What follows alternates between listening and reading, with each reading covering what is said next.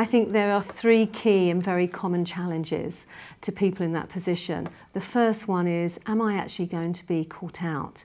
Because they know that they may have been an outstanding professional, but are they actually going to become renowned as the boss that everybody wants to work for, an outstanding manager? So that's a huge fear in the first place.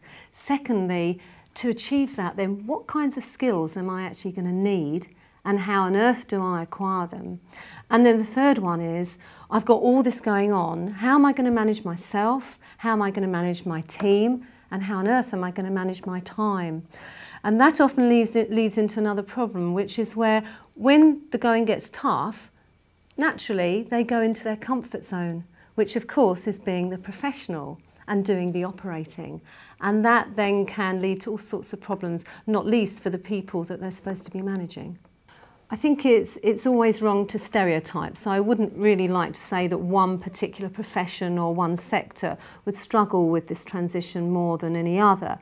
But I think it's true to say that there are lots of different skills that people need when they become managers, and some of those are around understanding people, you know, what makes them tick, having really good, refined communication skills, and knowing how to manage and deal with change. And certainly from my experience at least, I find that people who often are in insular roles, who have perhaps been in technical backroom roles, do sometimes struggle more with making that transition. I think that's true to say that, yes. Okay. Let me give you an example. We had quite recently a senior IT guy come on a development course, and it was clear he was difficult. He was going to resist everything that I could possibly help him with.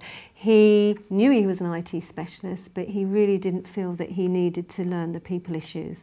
But after about 4 days with him, going through a really in-depth management development program, I had managed to totally turn him around, and he's actually become one of my best advocates, both in his own organisation and also now externally, to extol the values of what we do to help professionals, really in any walk of life, manage this transition into management, or perhaps in management already going up the corporate ladder further. I'm a great fan of books. I love reading. Deep down, I'm quite an academic person myself, and I do a lot of my own research, so I totally understand that. But what I tell them is that with managing people, it's all around interaction with other people. It's about working with others, getting feedback, becoming more self-aware because you're connecting with other people. That's so important, and with the best will in the world, you can't get that from books. We'll always give people reading lists and recommended management books and contemporary books that might grab their interest, and will certainly have a place, they will help. But you cannot beat the power of really first-class facilitation, knitting people together, learning from a shared experience. And of course the other thing to remember is that when we work with people, we work on their live issues. So what we're trying to reach at the end of our events is that people have actually already come up with some solutions, and they're going back to work with an action plan already.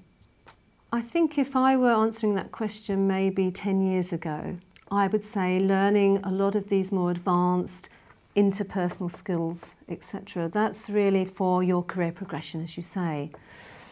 I don't believe that now, because the pace of change at the moment is so phenomenal that I would say we need to develop even to stand still. And if we don't develop, and if we don't work on some of these skills, which are, let's face it, also quite generic, they're life skills in nature, if we don't develop them now, we're going to start going backwards. So I think really, you know, the earlier people can start embracing this kind of area and start refining their skills, really the better. A few years ago, I would catch myself saying, these sorts of skills are really necessary for career progression, to develop as a manager further, to go up the corporate ladder. Now, my view is that the pace of change is so tremendous that we need to develop just to stand still in the here and now, let alone think about tomorrow, next week, next year.